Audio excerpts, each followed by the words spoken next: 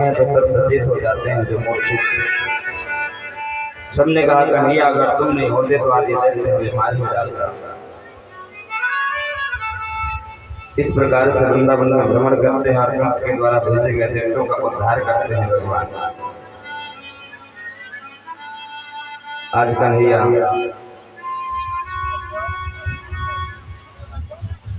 फिर से आए हैं बछड़े चराने के लिए, साथ में दाऊ भैया भी हैं।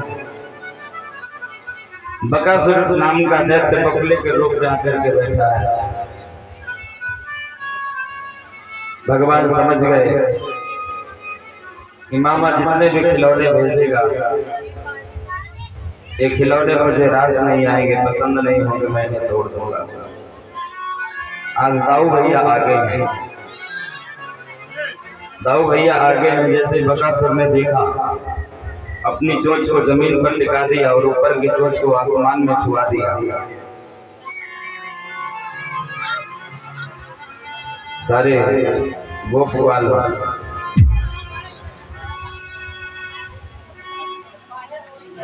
उसकी चोंच को रोड समझ करके उस पर चलते हुए चले जा रहे हैं। भगवान ने कहा कि रुको, ये कोई सुंदर मार्ग नहीं, यह दैत्य है। दाऊ भैया ने जैसे सुना बकुले के रूप में बैठा हुआ बकासुर अपनी चोंच से प्रहार करना चाहता है, कन्हैया को भी निगलना चाहता है। कन्हैया को निगलता उसके पूर्व ही दाऊ भैया ने उसके दोनों चोंच को पकड़ा और बीच से फाड़ दिया। उसका भी गोविंद आया, उसका भी उद्धार हुआ। इस प्रकार से भगवान वृंदावन में लीलाएं करते हैं। आज 5 वर्ष के हो गए हैं। 5 वर्ष के कन्हैया है। मैया से कहते हैं कि मैया देख, अब बछड़े चराते चराते मैं बोर हो गया हूँ, अब मुझे तो गौ चराने की आज्ञा दे। अष्टमी का समय है, गोपाष्टमी। आज भी हम आप मनाते हैं गोपाष्टमी। वृंदावन में तो बड़ी धूमधाम से मनाई जाती है। अष्टमी के दिन मैया ने भगवान को गोपाल बना दिया, गौ चारण का आदेश दे दिया। बोलिए गोपाल भगवान की जय हो।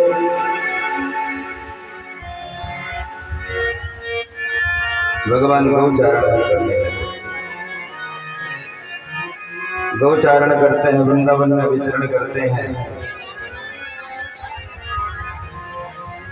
एक दिन कन्हैया गोचारण करते करते सुदूर निकल गए। कुछ दूर पर कुछ यज्ञ पत्नियां थी, ब्राह्मण पत्नियां थी। उनके पति यज्ञ कर रहे थे। भगवान की लीला को श्रवण की थी, देखी नहीं थी। बड़ी भक्ता थी भगवान। भगवान ने सोचा इनका भी उद्धार होना चाहिए। दाऊ भैया भी है साथ में। सुदूर जाने के बाद ग्वाल वालों से कहा यहाँ से कुछ दूर पर कुछ ब्राह्मण यज्ञ कर रहे हैं, उनके पास जाओ और उनसे कहना कि गोचारण के लिए कृष्ण और बलराम आए हैं, उन्हें भूख लगी है और उन्होंने प्रसाद मांगा है। वो ग्वाल जाते हैं प्रसाद मांगने के लिए। ब्राह्मणों से मांगे, ब्राह्मण कुछ नहीं बोले क्योंकि वो यज्ञ कर रहे हैं। कुछ नहीं बोले, लौट आए। भगवान से कहा, रोने लगे। कहा प्रभु उन्होंने हमको प्रसाद नहीं दिया। कहा मेरा नाम बताया। कहा जी। किसके पास गए हो? कहा ब्राह्मणों के पास। क्या गलत किए हो? तुम्हें भूख लगती है तो पापा से मांगते हो कि मम्मी से, मैया से मांगते हो कि बाबा से मांगते हो? तुम्हें मैया के पास जाना चाहिए। माँ के अंदर वात्सल्य भरा हुआ होता है। बेटा भूखा है ये माँ को पता चल जाए, और 2 दिन बेटा भूखा रहे तो मैया 1 महीना भोजन नहीं करेगी। पुनः जाओ मैया के पास जाना और कहना कि हम कृष्ण और बलराम को चारण के हेतु आए, उन्हें भूख लगी, उन्होंने प्रसाद किया था। गोप ग्वाल जाते हैं। ब्राह्मण देखते ही रह गए, अंदर प्रविष्ट हो गए। कुटिया में गए, ब्राह्मण पत्नियां थी, प्रणाम किए। कहा हमें कृष्ण और बलराम ने भेजा है, वो चारने के लिए वन में आए हैं, भोजन प्रसादी मांगे। जैसी माताओं ने सुना तो हृदय गदगद हो गया, मन प्रफुल्लित हो गया। जिनकी लीलाओं को आज तक हम सुनते ही थे, आज वो इसी वन में आए हैं, जरूर उनका दर्शन करेंगे और भोजन प्रसाद बनाएंगे। 56 भगवान का भोजन लेकर के चल दी वन में। ब्राह्मण देखते ही रह गए, माला जप रहे थे, मुख से बोल नहीं सकते थे। देवियों ने सोचा कि अगर पति की तरफ देखेंगी, नजर से नजर मिल जाएगी तो नजरों से मना कर देंगे कि नहीं जाना है, तो आज्ञा मानना पड़ेगा। इसलिए बड़ा एक हाथ का लंबा घूंघट किया और पति की ओर नहीं देखी, सीधे दरवाजे से निकली। चली जा रही है तो ब्राह्मण हूँ हूँ करके चिल्ला रहे हैं, हूँ। रुको, कहाँ जा रही है? ध्यान नहीं दिया और सब प्रकार का भोजन लेकर के बल्ले भगवान के पास पहुंच जाते हैं। भगवान ने जैसे देखा उनका स्वागत किया। हे महान भाव, हे महाभागा, आपका स्वागत है, आइए पधारिए। भगवान को देख करके हर्षित हो गई वो यज्ञ पत्नी अब्राह्मण। भगवान को प्रसाद अर्पण। भगवान कहते हैं कि तुम्हारा आगमन किस हेतु से हुआ है? तुम्हारे पति इस समय यज्ञ कर रहे हैं, यज्ञ की क्रिया को छोड़ करके तुम हमारे पास आई हो, यह अधर्म है। तुम अपने पतियों के पास वापस चले जाओ, भोजन प्रसादी है तो हम प्रसाद पा देंगे। तो यज्ञ पत्नियां कहती है कि हे प्रभु, जब जगतपति सामने हो तो इस लौकिक चित्रांकन वाले पति का क्या करना है?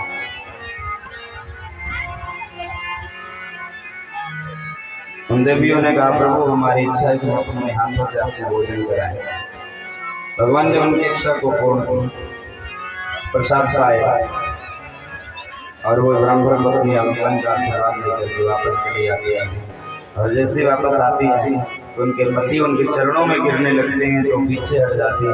धन्य हो देवी, जिसका भजन करते हैं, हम यज्ञ करते हैं, तब करते हैं, माला जपते हो, कभी हमारे ध्यान में भी नहीं आता। और धन्य हो तुम जो उनका दर्शन करके चली आई, उनको भोग खिला करके आ गई। तुम तो हमारी गुरु हो। आज भी अगर माना जाए तो पत्नी एक रूप से गुरु होती है। अगर आपको अंधकार से प्रकाश में लाने का कार्य करती है तो आपका गुरु हो। इस प्रकार से भगवान ने पत्नियों का भी उद्धार किया।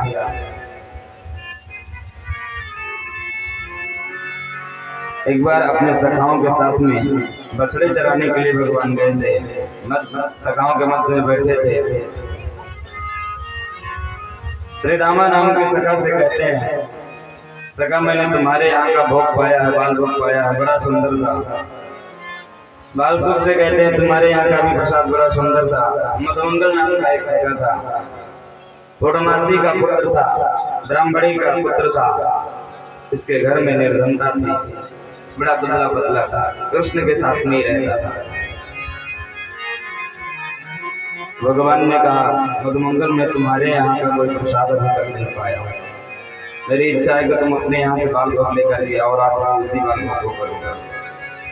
मधुमंगल दौड़ा दौड़ा जाता है, मैया से कहता है मैया कन्हैया ने कहा है कि मैं तुम्हारे यहाँ का प्रसाद करूँगा, ग्रहण करूँगा, जो कुछ भी हो मुझे दे दो। मैया ने कहा लाला 3 दिन से घर में कुछ भी नहीं बना है, 3 दिन की बासी कढ़ी रखी है, देख लो अगर अच्छी हो, दुर्गंध न आती हो तो उसी को ले जाओ। मधुमंगल ने उस कढ़ी को लिया और दौड़ा हुआ वन में आया। कन्हैया के समीप पहुंचने वाला था कि मन में विचार करने लगा, अरे ये नंद का लाला है, लाला खाएंगे इसके, दूध दही मक्खन से खाने वाला है, 3 दिन की बासी कढ़ी को खाएगा तो कहीं बीमार न हो जाए। सखा के लिए इतना प्रेम अधिकार देख करके उसके मन में विचार आया कि इस कढ़ी को मैं ही पी जाऊंगा, क्योंकि बड़ा नटखट है, अगर इसे मैं कहीं छिपा दूंगा तो ढूंढ निकालेगा। मधुमंगल ने उस गधे को अपने मुख से लगाया और सारी कढ़ी को गटगटाने लगा। गट की आवाज भगवान के कानों तक गई। भगवान दौड़ करके जहाँ से आवाज आ रही थी वहां आए। जब तक भगवान आते उसके पहले ही सारी कढ़ी खत्म हो गई थी। मधुमंगल ने उस गधे को उठाया और पटक दिया, जैसे पटका भगवान सामने खड़े हो गए। अरे मधुमंगल तूने क्या किया, मेरे नाम की सारी कढ़ी खा गया, मुझे नहीं पता था कि तू इतना स्वार्थी है। तुरंत भगवान उस टूटे हुए गधे के टुकड़े को उठाया, उसमें घड़ी लगी थी, उसे चाटने लगे। मधुमंगल जल्दी जल्दी पी रहा था, उसे मुख से होकर के छाती में पेट में कढ़ी गिराई थी। भगवान उसे चाटने लगे, उसके मुखमंडल में लगी हुई कढ़ी को चाटने लगे। आकाश में दृश्य ब्रह्मा जी देख रहे थे, आश्चर्यचकित हो गए, क्या ये ब्रह्म है जो तुक्ष मानव के होठों में लगी हुई कढ़ी को चाटता है? यह ब्रह्म नहीं हो सकता। परीक्षण करने के लिए भगवान के ग्वाल बालों और बछड़ों का हरण कर लिया। भगवान 1 साल तक अपने पास रखे। भगवान को पता चला कि मेरे ग्वाल बाल बछड़ों का हरण हो गया है, तो जितने ग्वाल बाल थे, जितने बछड़े थे, उतने ही रूप में भगवान परिवर्तित हो गए। आज से गाय दूध दुगना देने लगी, माताएं अपने बच्चों को प्रेम अधिक देने लगी। 1 वर्ष तक यह सिलसिला चलता रहा। ब्रह्मा जी से रहा नहीं गया। ब्रह्मा जी ने सोचा कि अब जाकर के देखूं कि पृथ्वी पर क्या हो रहा है। अगर वो ब्रह्म होगा तो रोता नहीं होगा, अगर ब्रह्म नहीं होगा तो रो रहा होगा, बिलख रहा होगा अपने बच्चों और सखाओं को न पाकर। जब तक ब्रह्मा जी देखने आते, ब्रह्मलोक को छोड़े ही थे कि इधर भगवान ब्रह्मलोक पहुंच गए ब्रह्मा का भेष बना करके। और ब्रह्मा के द्वारपालों से कहा कि देखो आजकल बहुत सारे ठगिया बाबा घूम रहे हैं, सब हमारे भेष बना करके घूमते हैं कि हम ब्रह्म हैं, हम तपस्या के लिए अंदर बैठ रहे, ध्यान में बैठ जाएंगे, अगर कोई दूसरा ब्रह्म बन करके है तो अंदर मत आने देना। ऐसा कह करके ब्रह्मा के आसन पर, ब्रह्मा की गद्दी में भगवान बैठ गए। और ब्रह्मा जी इधर देखने के लिए आए तो उतने ग्वाल बाल उतने ही बछड़े। वहां से लौट करके यहाँ देखे, अपने यहाँ इनके यहाँ भी वैसे ही। फिर नीचे गए, भगवान की सत्ता को समझ गए, ब्रह्मलोक आए। द्वारपालों ने मना कर दिया, अरे चलिए कहाँ गुस्सा चला रहा है। अरे कहा भांग भी रखती है क्या, हम तुम्हारे पितामह ब्रह्मा हैं। कहा बिल्कुल गलत बात है, आजकल बहुत डाकू साधु बन करके घूमते हैं, हमारे ब्रह्मा तो अंदर बैठे हैं, ध्यान कर रहे हैं। ब्रह्मा जी ने ध्यान लगा करके देखा तो वही काला काला मुरली वाला आसन पर बैठा हुआ मुरली बजा रहा है। ब्रह्मा जी ने कहा कि हमें ब्रह्मा से कहो को हमें दर्शन तो दे दें। द्वारपाल जाकर के कहते हैं, भगवान ने कहा कि हमें अंदर आने दें। अंदर जाते हैं ब्रह्मा जी, 40 श्लोकों में भगवान की स्तुति करते हैं। भगवान ने ब्रह्मा की गद्दी को छोड़ दिया, वापस चले आए। ब्रह्मा ने भगवान के ग्वाल बालों को छोड़ दिया। आज 1 वर्ष के बाद ग्वाल बाल और बछड़े जब अपने घर जाते हैं तो पूर्व के कृत्य को, बकासुर के वध को आज कहते हैं। उनकी माताएं सुनकर के दंग रह जाती हैं कि जो कृत्य 1 वर्ष पूर्व हुआ था उसे आज कह रहे हैं, क्योंकि 1 वर्ष के लिए वो ग्वाल बाल सारे ब्रह्मलोक में थे और पृथ्वी का 1 वर्ष का समय बीत गया था। गौओं की इच्छा हुआ करती थी कि अगर कृष्ण हमारा बच्चा होता, बछड़ा होता तो हमें कितना आनंद मिलता। ब्रजांगनाओं के मन में भी यही भाव हुआ करता था कि अगर कृष्ण हमारे यहाँ पैदा हुआ होता तो हमें कितना आनंद मिलता। भगवान सबके मन की जानने वाले हैं, सबको आनंदित करते हैं।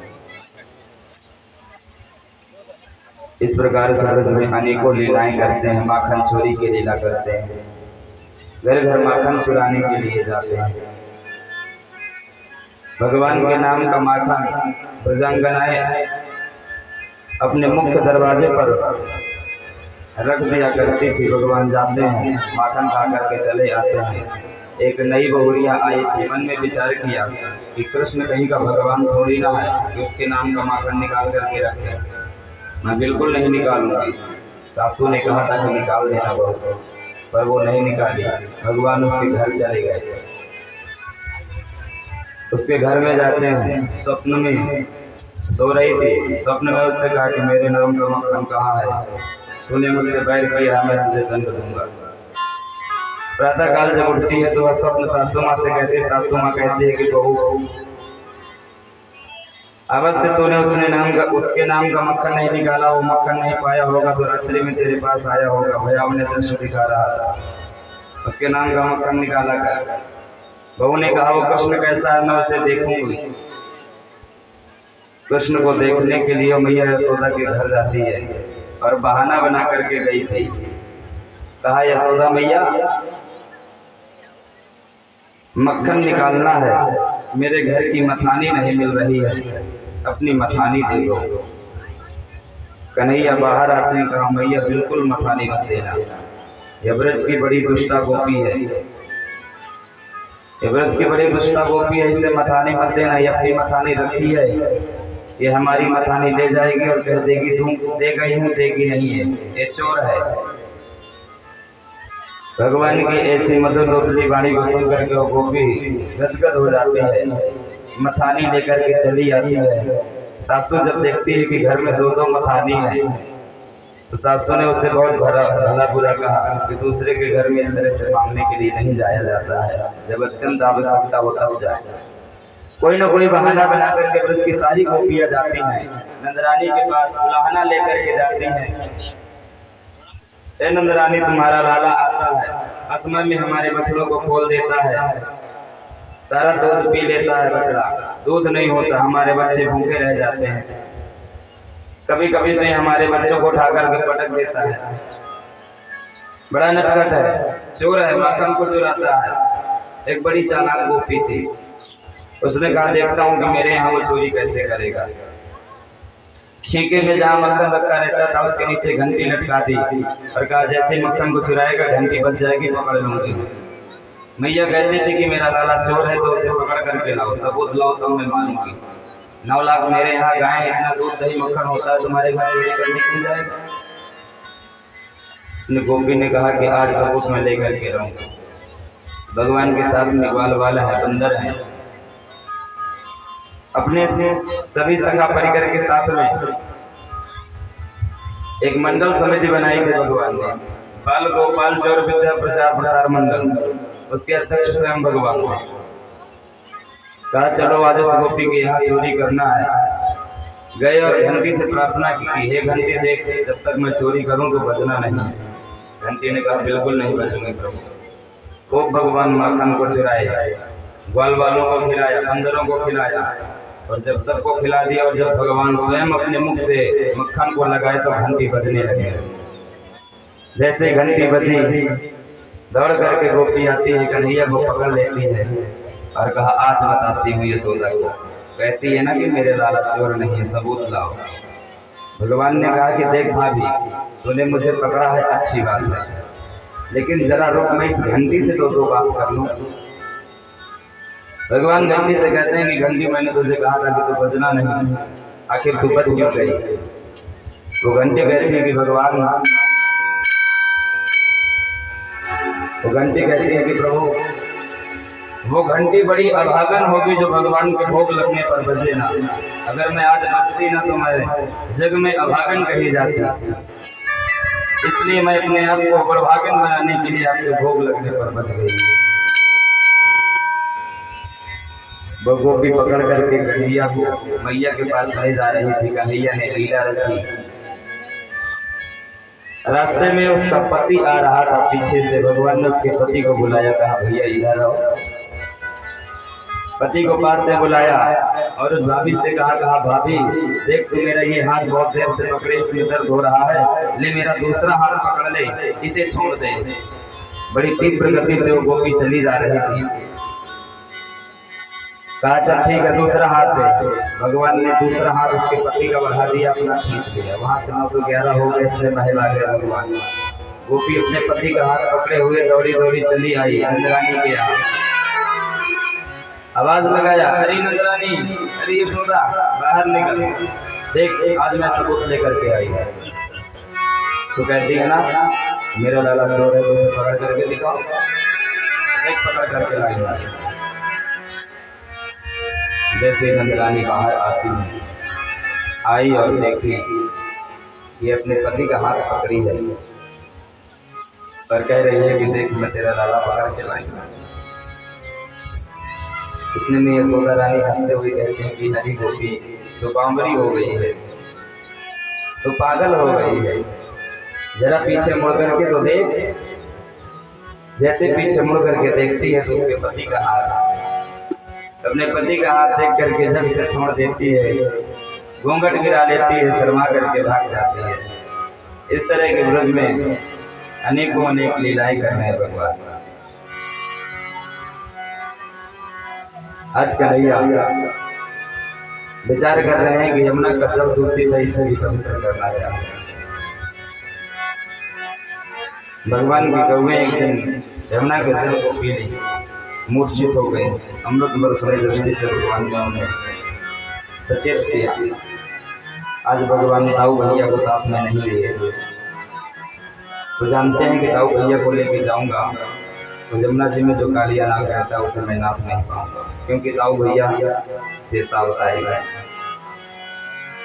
और एक ही जाति का होने के कारण ताऊ भैया उसे कभी नापने का आदेश नहीं देंगे। बड़े हैं, उनके आदेश के विरुद्ध में कार्य नहीं कर सकता।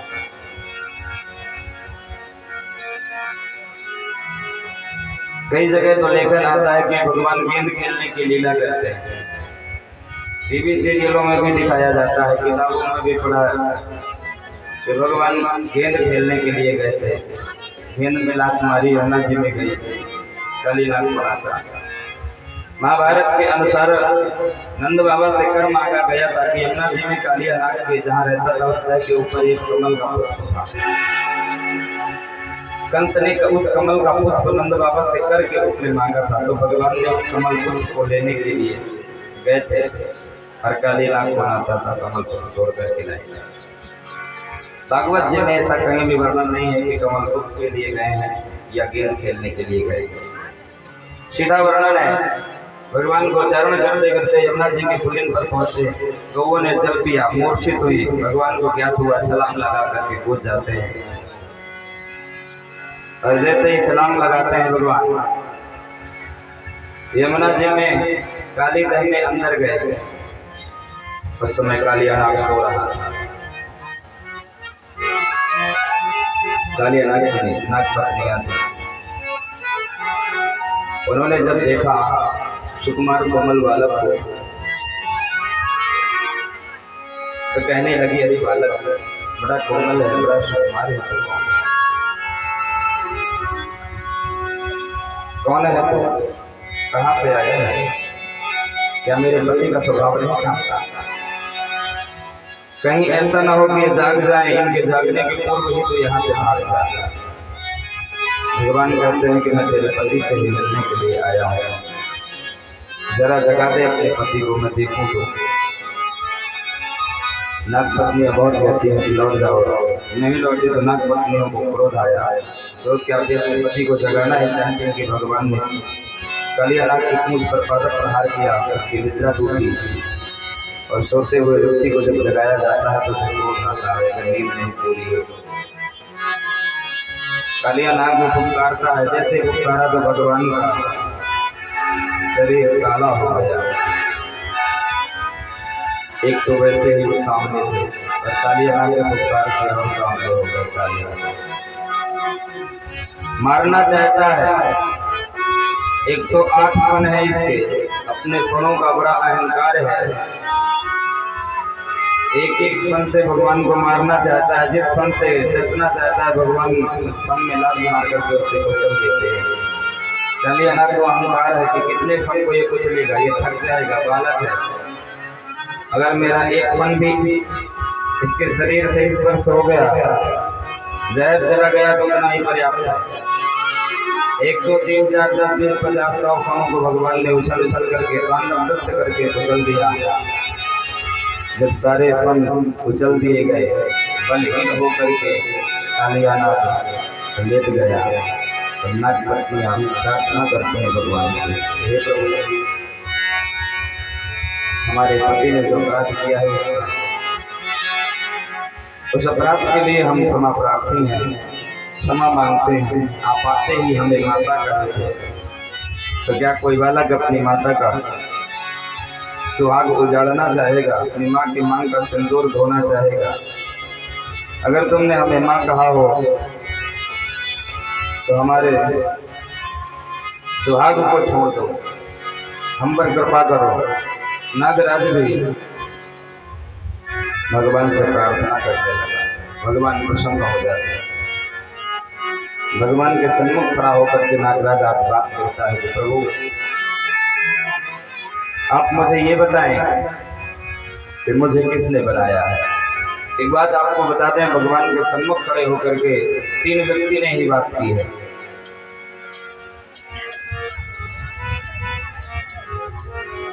बलि भगवान वामन के सन्मुख खड़े होकर के बात की है। अरे प्रभु, आप तो हमारे यहाँ भिखारी बन करके आए थे, मांगने के लिए आए थे, हम आपसे क्या मांगेंगे? भिखारी से हम कभी मांगते नहीं है। बाली राम जी के सन्मुख खड़े होकर के बात की थी कि मेरा इतना कौन सा अपराध हो गया था, इतना बड़ा कौन सा मैं अपराध कर दिया था कि मैं आपका शत्रु हो गया और सुग्रीव आपका हितैषी हो गया। और आज काली भी भगवान के सन्मुख होकर के बात कर रहा है कि प्रभु आप मुझे ये बताएं कि मुझे बनाया कौन है। भगवान ने कहा मैं नहीं। कहा मेरा स्वभाव किसने बनाया? भगवान ने कहा मैंने। मेरे स्वभाव में जहर किसने दिया? भगवान ने कहा मैंने। तो कहा फिर मुझे मारते क्यों है? आप मुझे क्यों मारना चाहते हैं? मेरा क्या कसूर है? मेरा क्या दोष है? भगवान ने कहा कि देखो कालिया, मैंने तुम्हें बनाया, तुम्हारे स्वभाव को बनाया, तो तुम्हारे लिए निवास स्थान भी बनाया है। नागों के रहने का स्थान है रमणक द्वीप। रमणक द्वीप में सारे नाग वास करते हैं। कहा तुम्हारे लिए जो द्वीप है उस स्थान को छोड़ करके तुम यमुना के जल को दूषित करने के लिए यहाँ आ गए हो, इसलिए मैं तुम्हें दंड दिया। अगर तुम अपने प्राणों को बचाना चाहते हो, मेरी आज्ञा अगर मानना चाहते हो, तो मेरी आज्ञा है कि तुम इस काली दह को छोड़ करके रमणक द्वीप को चले जाओ, क्योंकि तुम्हारे विष के प्रभाव से यमुना का जल दूषित हो चुका है। गौ में पानी पीती हैं तो मर जाती हैं, इस दह के ऊपर से पक्षी उड़ते हैं तो बेहोश होकर के गिर जाते हैं। काली नाग ने कहा प्रभु मैं अवश्य चला जाऊंगा, लेकिन जिस डर के जिस भय के कारण मैं यहाँ आया हूँ उसे आप विस्तार पूर्वक सुने। आपके वाहन गरुड़ हम नागों का भक्षण करते थे। हम सब नागों ने विचार किया, नागों में भी जातियां होती हैं, अलग अलग जाति के नाग होते हैं। सब नागों ने विचार किया कि अगर इस तरह से गरुड़ खाएंगे तो हम कुछ ही दिन के लिए हैं, इसलिए चलो गरुड़ से संधि कर लेते हैं। गरुड़ से संधि की और कहा कि हम हर एक जाति वाले नागों से एक नाग अमावस्या के दिन आपके पास आएगा बलि के लिए। अगर आपको स्वीकार हो तो हमारा प्रस्ताव आपसे है। गरुड़ जी ने कहा ठीक है, कोई बात नहीं। अमावस्या के दिन नागों की बलि होने लगी। हर जाति का नाग जाता है। जब काली नाग का नंबर आया तो इसे अपने आप में बड़ा गर्व था कि सबके तो एक फन थे, मेरे 108 फन है। मैं गरुड़ से युद्ध करूंगा और उसे मार डालूंगा। उसे मार डालूंगा तो ये बलि की प्रथा बंद हो जाएगी, जब खाने वाला ही नहीं रहेगा। इस प्रकार से मैंने गरुड़ से युद्ध किया, हारने लगा। गरुड़ मुझे खाना चाहता था, मैं वहां से भागा। भागता हुआ मुझे कहीं स्थान नहीं मिला तो इस तह में आकर के मैं छिप गया। इस तह में आकर के छिप गया। इसके बाहर गरुड़ कई वर्षों तक इंतजार करता रहा, कभी तो निकलेगा ये, क्योंकि ये जलचर नहीं है, जलचर है। कुछ समय तक के लिए मुझे इसमें रहने में कष्ट हुआ, लेकिन मैंने इसे आदत बना ली। जानते हैं इसे क्यों निवास स्थान बनाया? क्योंकि बाहर बैठा हुआ गरुड़ मेरा इंतजार कर रहा था। एक दिन एक विशाल मछली ने छलांग लगाई, बाहर निकली। उस समय दुर्वासा ऋषि स्नान कर रहे थे। गरुड़ बाहर बैठा था। मछली को मुझे समझ करके गरुड़ ने निगल लिया। दुर्वासा ऋषि ने देखा तो बड़ा क्रोध आया कि अपने खाद्य को छोड़ करके अन्य पदार्थ तुमने ग्रहण किया है, जाओ मैं तुम्हें श्राप देता हूं कि अगर यहाँ पर तुम दोबारा आओगे, कभी प्रवेश करना चाहोगे तो तुम समाप्त हो जाओगे। ये बातें मैं अंदर बैठा सुन रहा था। गरुड़ ने जब मछली को निगला, गरुड़ का भोजन है सर्प, सर्प छोड़कर के मछली खाया तो उन्हें क्रोध आया, श्राप दिए। और श्राप दे दिया तो मैं निर्भीक हो गया, मैं निडर हो गया कि अब गरुड़ यहाँ कभी नहीं आ पाएगा, क्योंकि ब्राह्मण का श्राप लग गया। तभी से महाराज मैं यहाँ निवास स्थान बना लिया। न चाहते हुए भी, कष्ट होते हुए भी मैंने यहाँ रहा। आप कहते हैं मैं चला जाऊंगा, लेकिन जाते ही गरुड़ मुझे मार डालेगा। भगवान ने कहा तुम चिंता मत करो, तुम्हारे समस्त फलों पर मैंने नृत्य किया है, मेरे पैर के निशान बने हैं। जब भी गरुड़ आए तो तुम गरुड़ के सामने अपने फन कर देना। मेरे पद चिन्हों को देख करके गरुड़ नतमस्तक हो जाएगा, लौट जाएगा। काली नाग भगवान की बात माना, अपने फनों पर भगवान को बिठाया और काली दह के ऊपर आने लगा। ये बात जब इधर नंद बाबा और यशोदा रानी को पता चली कि हमारा लाला यमुना जी में काली दह में कूद गया है, तो बड़ी व्याकुल हुई यशोदा जी। बड़े पूजा पाठ करने के बाद, इत्यादि क्रियाएं करने के बाद, ब्राह्मणों और संतों का सम्मान करने के बाद, दान देने के बाद चौथे पल में हमें नाला प्राप्त हुआ था। यमुना जी का इतना विशाल दूषित जल उसमें कूद गया है, कैसे बचेगा? अरे कोई है जो मेरे लाला को बचाए। यमुना जी के दूषित जल है, काली नाग रहता है, बड़ा भयंकर विषय, उसमें मर जाएगा, कोई बचाओ। दौड़ती हुई, चिल्लाती हुई, चीखती हुई यमुना जी के तट पर आ गई यशोदा। यशोदा जी के साथ में सारे ब्रजवासी भागते हुए चले आए। उसमें को डालो, दौड़ते हुए भागते हुए आ रहे हैं। नंद बाबा गौशाला में थे, वो भी भागते हुए आए, टकटकी लगा करके देख रहे हैं जहाँ कन्हैया कूदे। उस जगह से पानी का बुदबुदा दिखाई दिया। उस बुदबुदे को देख करके मैया व्याकुल हो जाती है कि आज क्या हो गया।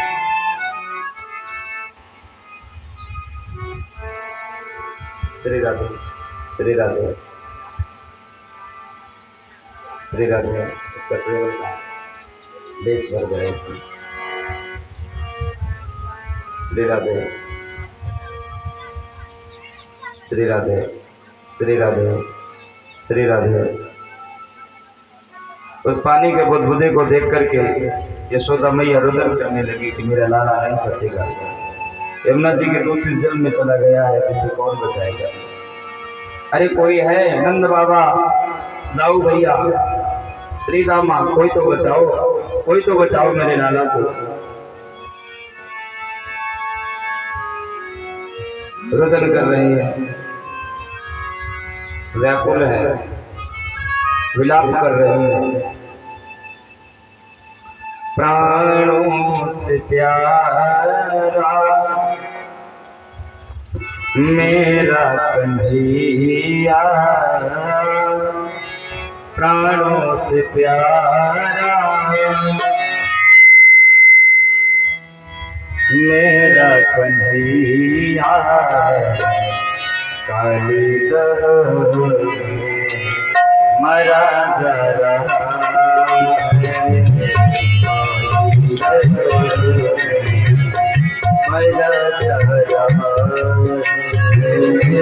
प्राणों से प्यारा मेरा कन्हैया, प्राणों से प्यारा मेरा कन्हैया,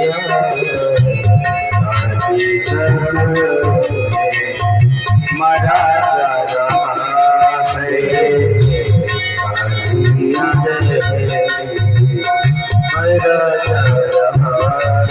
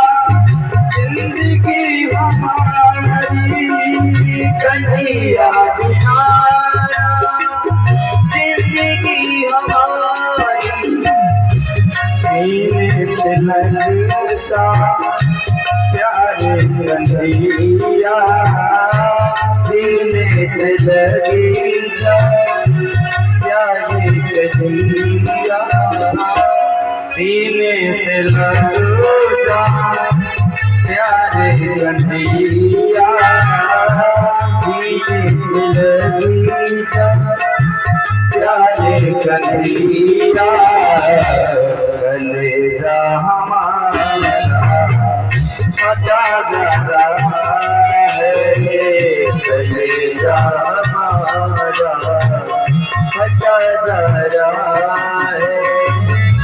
प्राणों से प्यारा मेरा कन्हैया, प्राणों से प्यारा मेरा कन्हैया, काली जहां में मरा जा रहा है, काली जहां में मरा जा रहा है।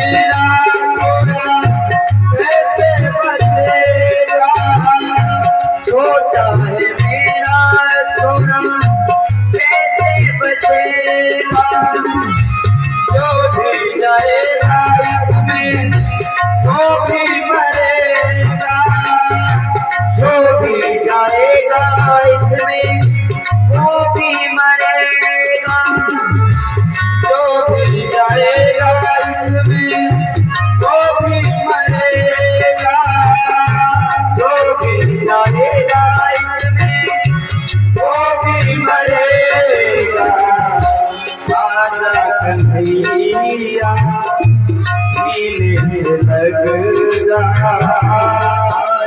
कन्हैया सीने लग जा, कन्हैया सीने लग जा, कलेजा हटा कलेजा हमारा बचा जा रहा है। प्राणों से प्यारा मेरा कन्हैया, प्राणों से प्यारा मेरा कन्हैया, प्राणों से प्यारा मेरा कन्हैया, मरा जा रहा है, काली जहर में मरा जा रहा है, काली जहर में मरा जा रहा है, काली जहर में मरा जा रहा है।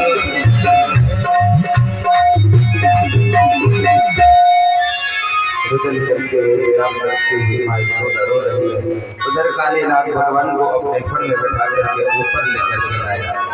जैसे ही ऊपर आया भगवान का सिर दिखाई दिया, सारे ब्रजवासी प्रसन्न होने लगे। नीचे कालीनाथ को देखा तो मैया का वात्सल्य उमड़ आया। झट से मैया चिल्लाती है, अरे लाला भाग भाग, ये नाग है भाग। भगवान कहते हैं मैया तू परेशान ना हो, ये नाग मेरा चेला बन गया है, ये मुझे कुछ नहीं करेगा। भगवान उसे आदेश देते हैं, कालीनाग तीर्थ को चला जाता है। इस प्रकार से भगवान ने यमुना के जल को शुद्ध किया। ब्रज में अनेकों अनेक लीलाएं करते हैं। आज मैया 56 प्रकार के पकवान बना रही है। मैया आज 56 प्रकार के पकवान बना रही है।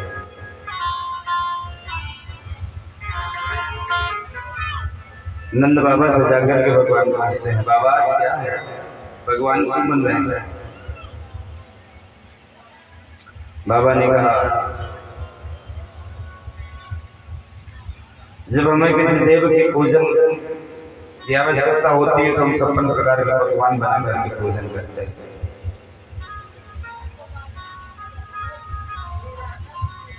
इसलिए 56 प्रकार के पकवान बनाए जाते हैं। सारे ब्रजवासी जब भगवान की पूजा करते हैं तो 56 प्रकार का पकवान बना करके पूजा करते हैं।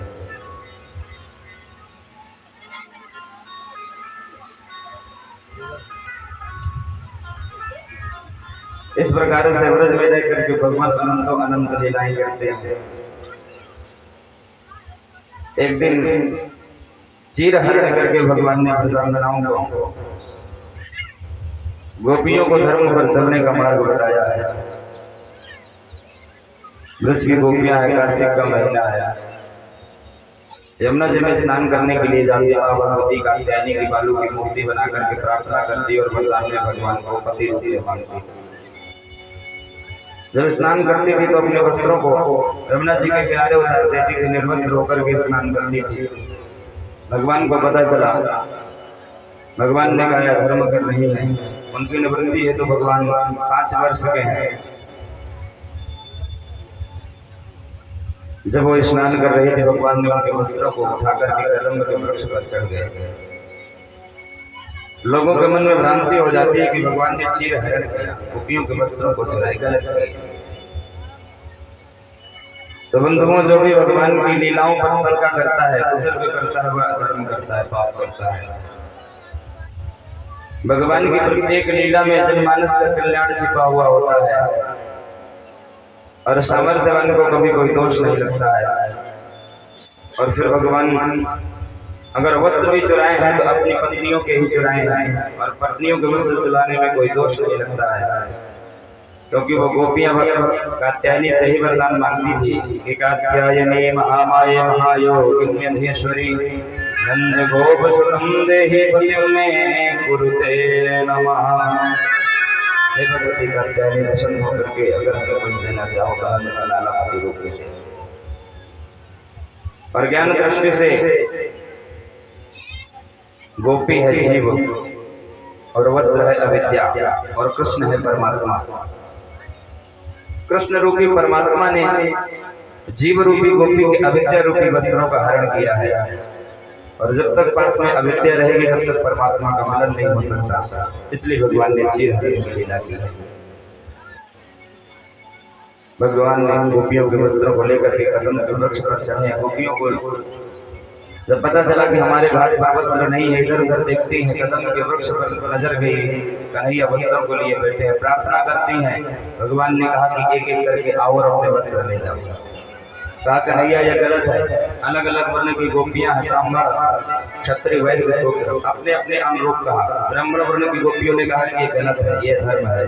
क्षत्रिय वर्ण की गोपियों ने कहा कि हमारे वस्त्र में दे दो, नहीं हम राजा से शिकायत करेंगे। वैश्य वर्ण की गोपियों ने कहा कि हे कन्हैया, तुम जो कहोगे हम वही करेंगे, हमारे वस्त्र में दे दो। शूद्र वर्ण की गोपियों ने कहा कि हम तो तुम्हारी दासी हैं, श्याम सुंदर देता स्वयं किन करवाड़ी थे, हमारे वस्त्र हमें दे दो।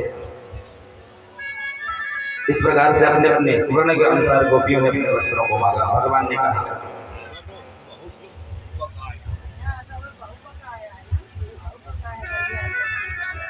भगवान ने कहा एक एक करके मेरे पास आओ, क्योंकि तुमने वरुण भगवान का अपराध किया है। जल में वरुण देव का वास है और अपने हाथ जोड़ करके आओ।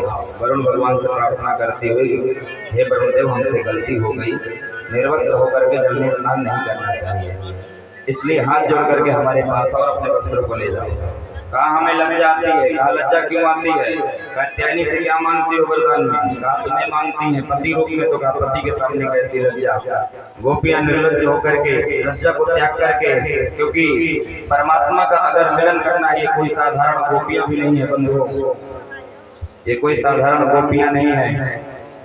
रामा अवतार में जब दंडक वन में प्रभु श्री राम भ्रमण कर रहे थे, घूम रहे थे, तो ऋषि मुनियों के मन में विचार आया था कि हम भगवान के चरणों की सेवा करें।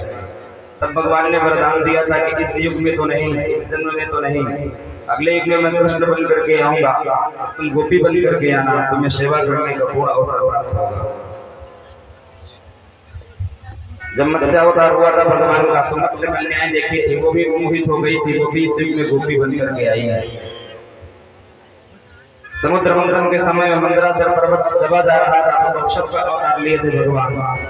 तो जलचर जंतुओं की कन्याओं ने देखा तो मोहित होकर के भगवान से प्रार्थना की, तो भगवान ने उन्हें भी वरदान दिया कि मैं कृष्ण के अवतार में आऊंगा तो गोपी बन करके आना। वेदों की ऋचाएं हैं गोपी, ये सब बन करके आई है भगवान की सब अनंत लीलाएं हैं। भगवान ने उन गोपियों को वस्त्र लौटा दिए, एक एक करके गोपी आई वस्त्रों के लिए अपने अपने गंतव्य हो गए। इस प्रकार से भगवान ब्रज में अनेकों लीलाएं करते हैं। गोपियों को वरदान दिए थे कि आने वाले शरद रात्रि के दिन मैं तुम्हारे साथ रास विहार करूंगा।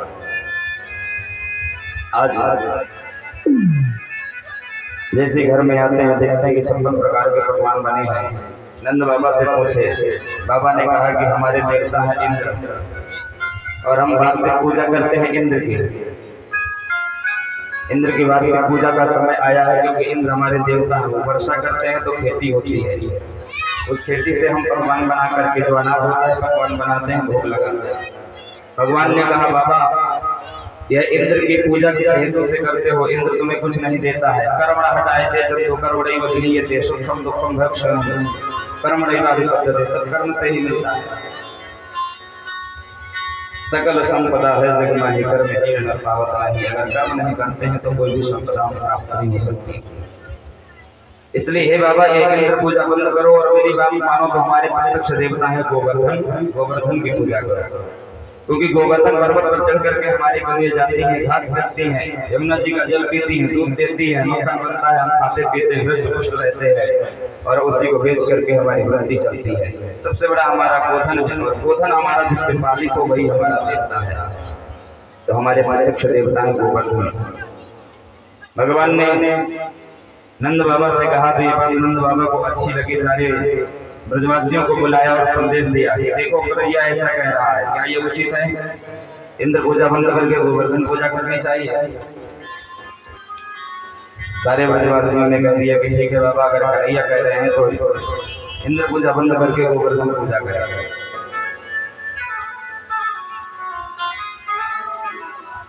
सबके घर में 56 प्रकार के पकवान बने हैं। भगवान ने कहा कि तुम्हें इंद्र पूजा की विधि पता है, मुझे गोवर्धन पूजा की विधि पता है। वृंदावन से गोवर्धन की दूरी है 7 कोस। 7 कोस के ही गोवर्धन है और 7 वर्ष के भगवान है। भगवान ने कहा छकड़े में अपने अपने 56 प्रकार के भोगों को रख लो, जल रख लो। जिस सामग्री से इंद्र की पूजा करते हो वही सामग्री रख लो, मेरा गोवर्धन उतनी में ही प्रसन्न हो जाएगा। सबने अपने अपने सामग्री को छकड़े पर लादा और गोवर्धन पूजा के लिए गोवर्धन की तैयारी कर दी। आइए मानसिक रूप से हम आप सब भी गोवर्धन पूजा के लिए चले। गोवर्धन भगवान का पूजन करने के बाद आरती करेंगे। अगर हो सके तो आप लोग ऐसा स्थान बैठे रहे, थोड़ा समय और लेंगे गोवर्धन पूजा के बाद। तो मानसिक रूप से हमारे साथ चले गोवर्धन। तो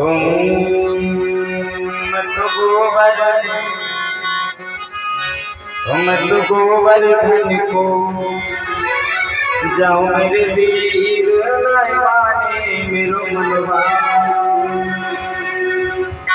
हम तो गोवर्धन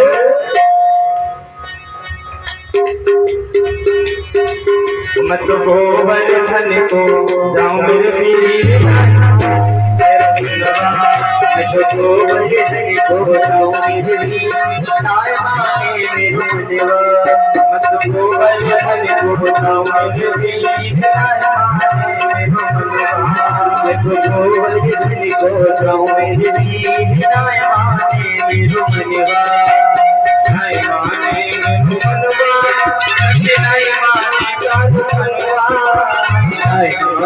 मेरो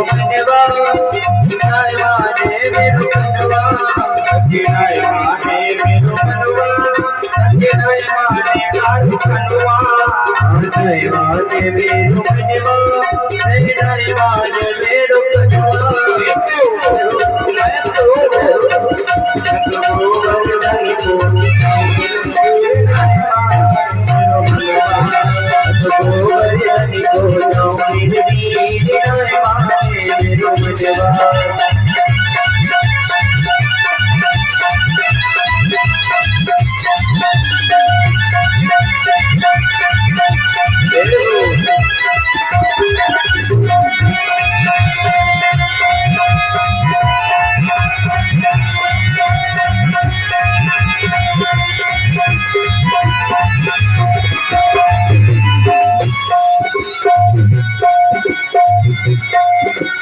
सात कोस की परिक्रमा सात कोस की परिक्रमा सात कोस की परिक्रमा सात कोस की परिक्रमा सात कोस की परिक्रमा सात कोस की परिक्रमा सात कोस की परिक्रमा सात कोस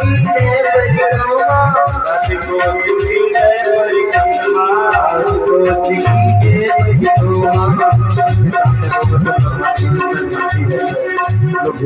की परिक्रमा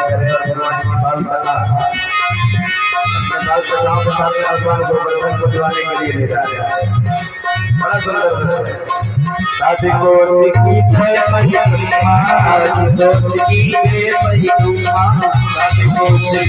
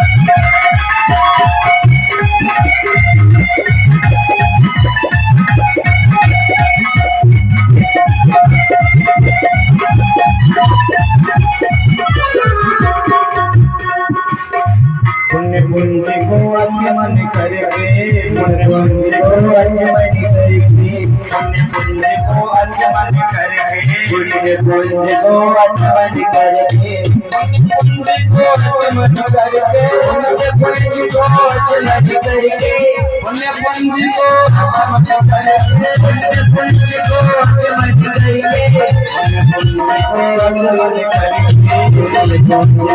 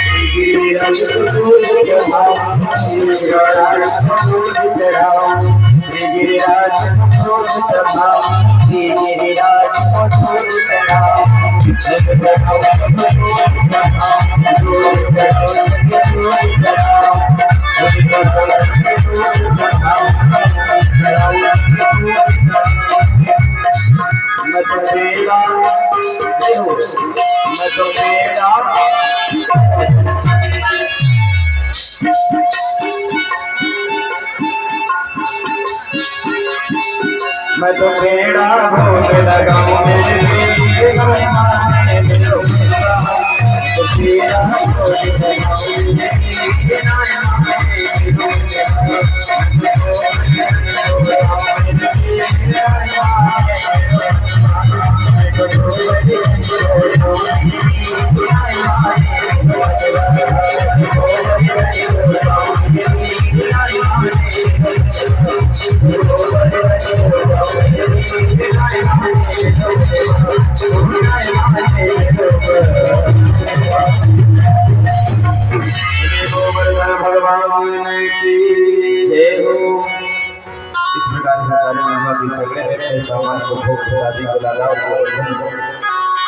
पहाड़ के पर्वत के पास पहुंच जाते हैं।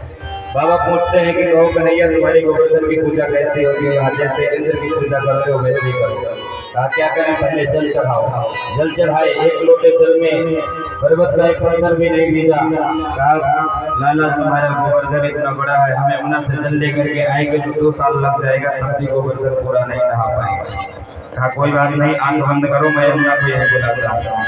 आंख बंद के भगवान ने मानसी गंगा को वही प्रकट कर दिया। बोले मानसी गंगा की जय। आज भी गोवर्धन में मानसी गंगा का दर्शन होता है। कहा अब खूब जल लो और खूब नहलाओ पूजन को। सारे भगवान का पूजन करते कहा भोग लगाओ।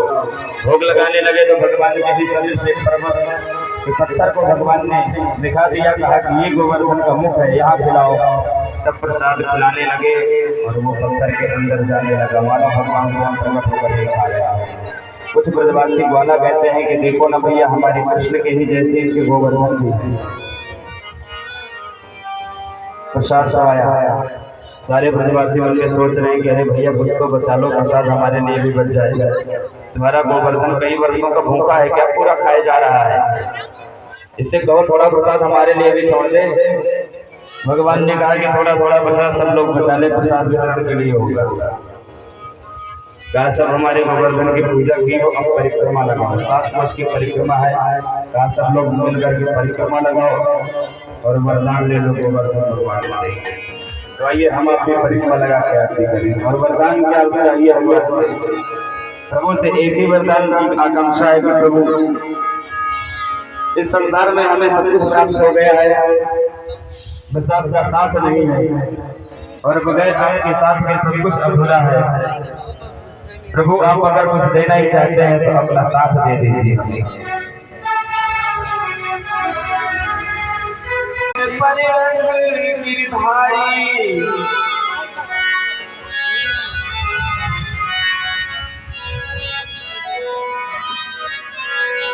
ओ मेरे सिर पर रक्त गिरधारी, अपने ये दोनों हाथ देना है तो दीजिए, जन्म जन्म का साथ देना है तो दीजिए, जन्म जन्म का साथ देना है तो दीजिए, जन्म जन्म का साथ देना हो तो दीजिए, जन्म जन्म का साथ। मेरे सिर पर रक्त गिरधारी, मेरे सिर पर रक्त गिरधारी, अपने ये दोनों हाथ मेरा है तो दीजिए, जन्म जन्म का साथ देना हो तो दीजिए, जन्म जन्म का साथ।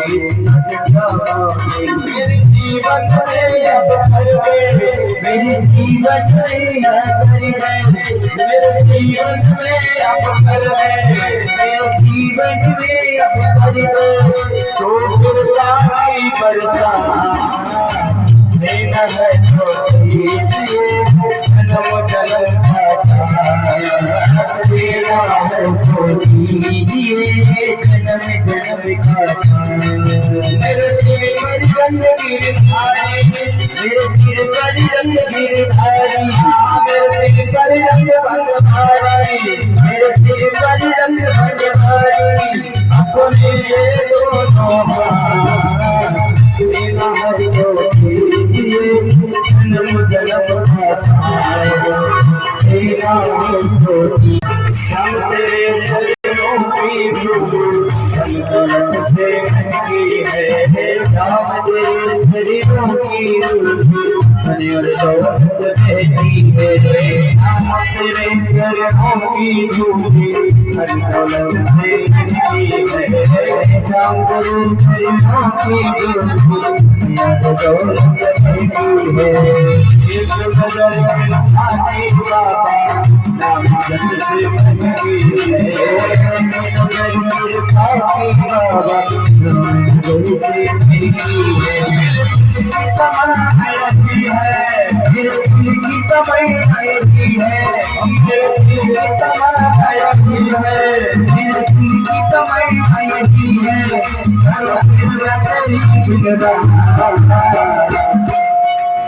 देना है तो दीजिए देना है तो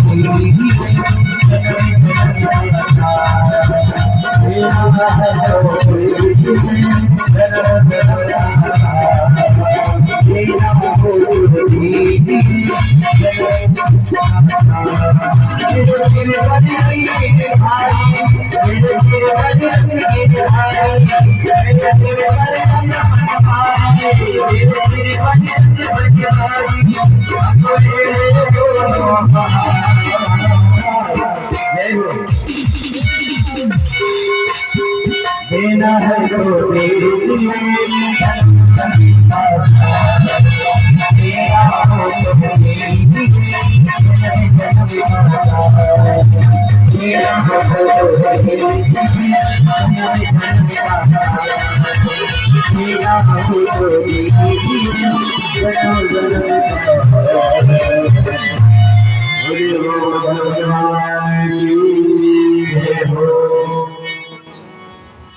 भगवान गोवर्धन महाराज का पूजन करवाया, परिक्रमा लगवाई और वरदान दिलाया। आज के पुण्य पवित्र कथा गाई है राम राम। कल तो अष्टम दिवस की कथा होगा, भगवान के विवाह की कथा होगा। भगवान के विवाह का कथा है इंद्र का कोप से लेकर के कंस का उद्धार और भगवान का प्रथम विवाह तक कथा जाएगा। तो विवाह में जाने के लिए हम सब सेवा तैयार हो गए। तो आग्रह अनुरोध रहेगा कि आप लोग बड़े सुंदर सुंदर वस्त्रों को पहन करके आएंगे जो भगवान की बारात जाएगी। और जो भगवान की तरफ से रहेगा, जो बाराती बन करके रहेगा,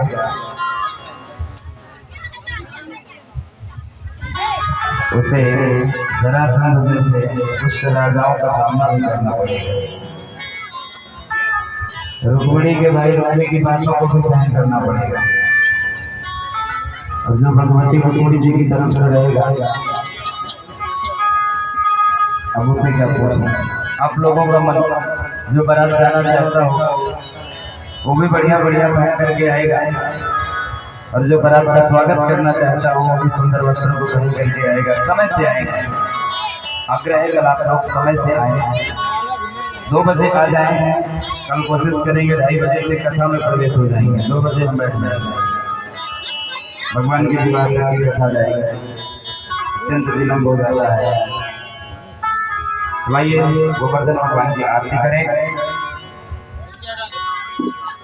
ओम चंद्रमा मनसोदाय सूर्योदय रुद्राद्वाय सुनाशोदाय। सब लोग अपने अपने स्थान पर खड़े हो जाएं। गोवर्धन भगवान की सुंदर आरती। अरे श्यामा तेरी आरती गिरधारी तेरी आरती, ओ श्यामा तेरी आरती गिरधारी तेरी आरती, सारा संसार करेगा तेरी जोड़ी। श्यामा तेरी आरती गिरधारी तेरी आरती,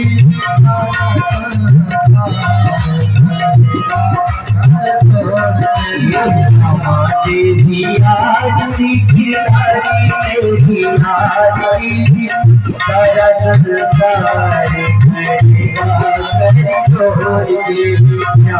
तेरी आरती की आरती सारा संसार करेगा सिर पर सोना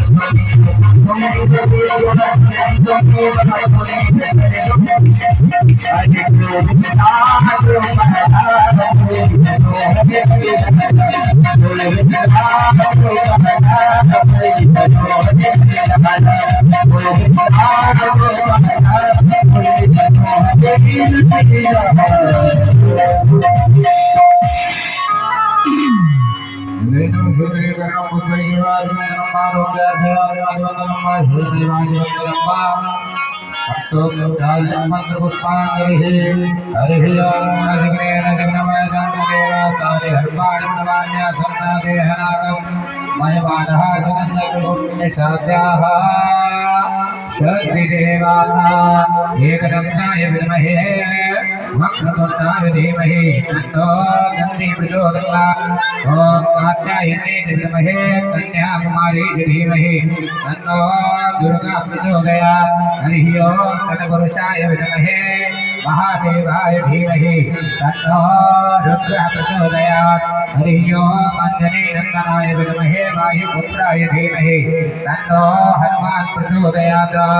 यशोदानन्दनाय विद्महे नन्दनन्दनाय धीमहि तन्नो श्रीकृष्णः प्रचोदयात्।